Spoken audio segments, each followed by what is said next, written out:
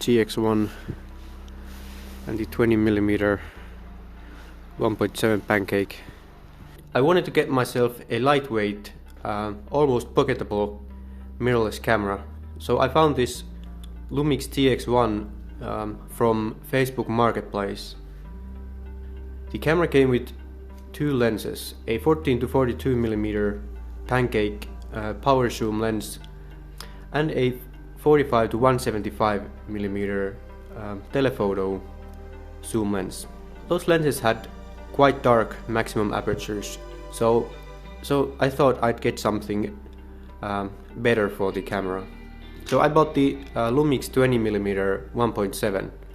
It's a pancake lens, and often people use this lens with their GX1. With the 20mm lens, it is quite thin, but I would not call it pocketable. But it will fit in a jacket pocket or something like that. So I have had this camera body now for about a week, and this lens only for 1 day. So this is only a first impressions video. I might do a full review later, depends on whether I like this camera that much. So some positives: the camera is built really well. It feels like a solid brick, not a lot of plastic anywhere. It has this grip which definitely helps, and it's quite comfortable camera to hold. Of course it can't compete with DSLRs or mirrorless cameras with deep grips, but it's better than nothing. The ISO performance seems to be quite okay.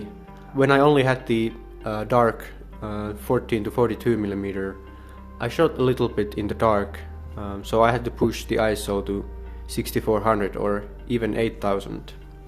I would be comfortable shooting this camera up to ISO 3200 or even 4000, but maybe not higher than that. Here's a bit of a size comparison. This is a actually pocketable digital camera. Here it is next to a PowerShot G6. The G6 has a better grip, but overall the build quality and everything else about it is worse. So I would absolutely take the GX1 over something like this. Here's a film point and shoot camera, Konica Big Mini. This is a very flat camera until you turn the camera on.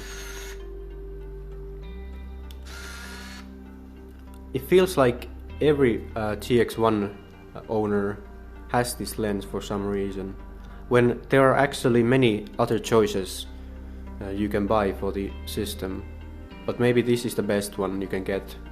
But obviously not everyone likes the 20mm focal length, which is around the 40mm in full frame terms. Of course there are some negative things about this camera too. Nothing major, only some minor things.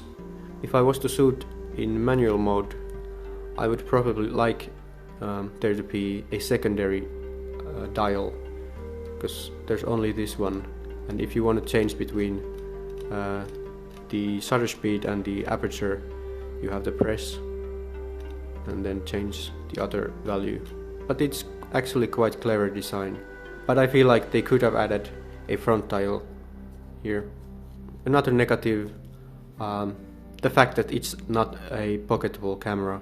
It is very slim and small, but not pocketable, like the GR3 for example.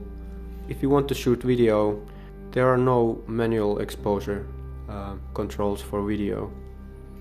Another negative thing, the price. I feel like the price of the GX1 has come up quite a lot in a couple of years.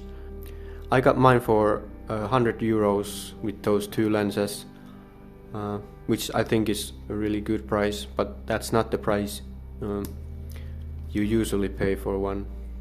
The back display doesn't get really bright, so on a sunny day you might be having issues with that.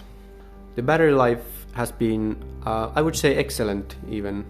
As long as you use original batteries, you will get really good battery life, but the original batteries do come with a high price, and with a over 10-year-old camera like this, the likeliness of the original battery still being in good condition is quite low. I know that people have complained about the AF speed on the GX1, but I think it's mostly down to the lens used. This 20mm is not the fastest focusing lens. When I had the 14 to 42mm lens, it would focus much faster than this.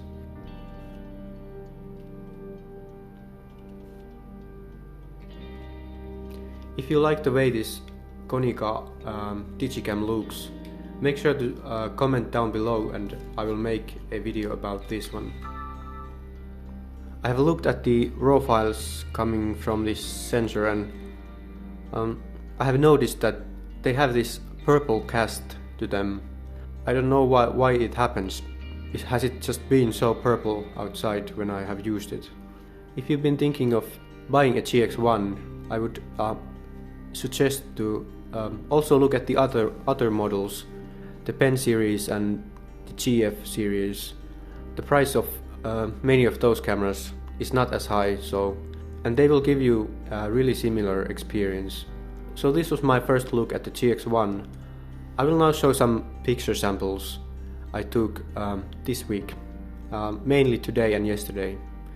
Thanks for watching, and see you on the next one, which might be the review of this thing.